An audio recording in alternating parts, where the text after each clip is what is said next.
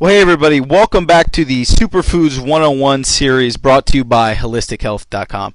And today we are talking about Moringa, okay? One of the biggest new supplements to hit the market in a while, and probably one of the coolest and one of my favorites. So this is Moringa 101. So what is Moringa? Well, in 2008, the National Institute for Health called this the plant of the year.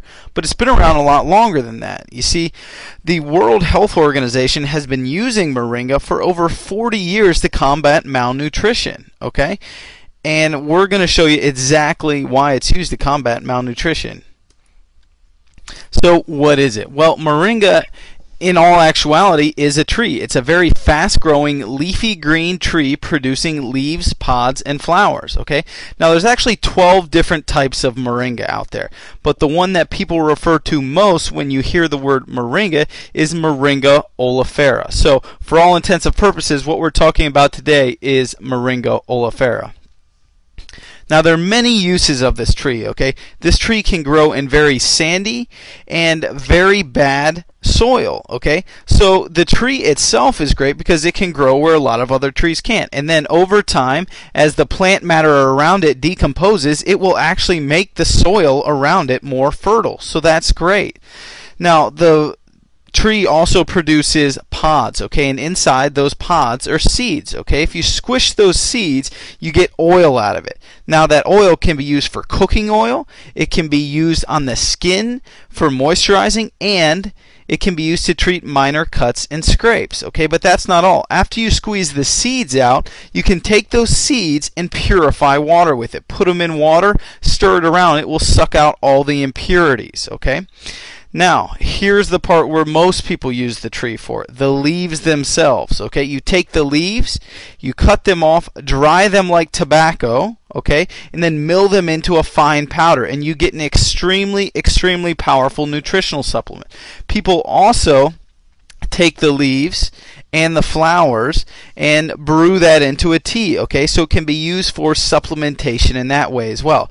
And then the bark and root are also used as medicine in traditional cultures. So as you can see, the tree is extremely, extremely giving, okay? It's one of those trees that, you know, you can really help out a community with if you know how to properly use it. Let's talk about some of the benefits, okay? And when we talk about the benefits, we're of course talking about the leaves, okay? That's where most of the nutritional supplementation comes from. So the leaves themselves, when they're dried and milled into that powder. Now, Moringa is extremely nutrient dense. Gram for gram, Moringa leaf powder has 7 times more vitamin C than an orange. It has 4 times more vitamin A than carrots. It has 4 times more calcium than milk, and it has 3 times more potassium than bananas.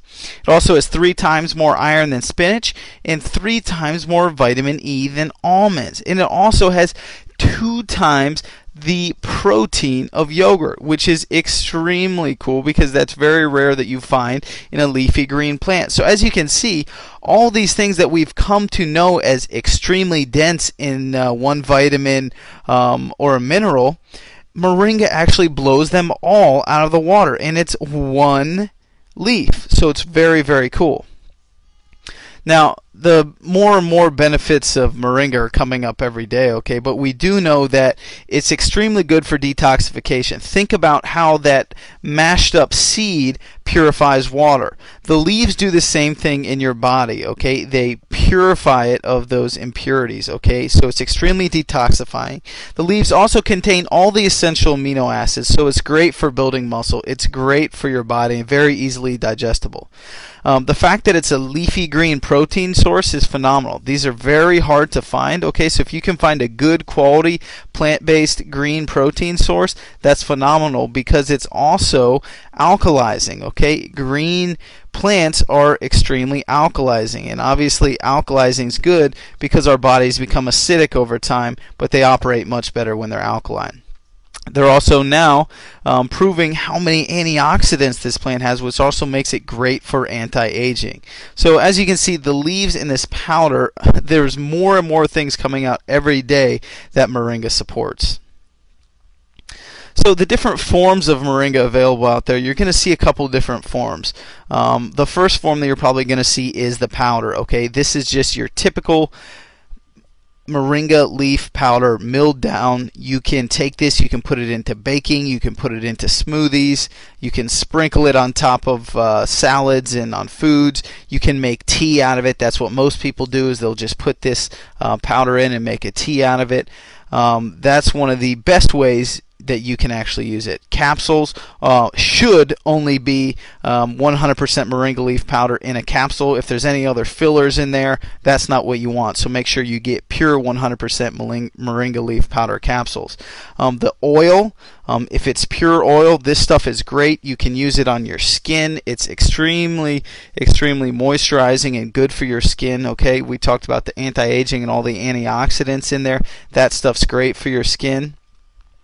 And now we're also seeing it used in cosmetics a lot. But before you go out there and you buy something just because it says it contains moringa, look at the other ingredients in there and look at the company itself to see if it's really a good decision. Because just because it contains moringa doesn't necessarily mean that it's going to be good for you or good for the environment in general. So some things to consider here, and these are pretty standard with all the supplements out there. But how is it grown? Okay, is it grown organically? Is it not grown organically? Unfortunately, right now, the vast majority of moringa is grown in India. And it's not to say that there aren't some good farms in India, but statistically and traditionally over time, the products that come out of India, and especially the nutritional products that come out of India, have had a very poor quality control. And it's the same with moringa. You'll see moringas that come out of India that are almost brown. Okay, your moringa should be a bright, vibrant green, just like you see here. It should be that color up top, that bright, vibrant green. Okay, if it's brown, that's not a good moringa. That means it's dead. Okay, so you're going to want to make sure it's green. So how is it grown? Where is it grown?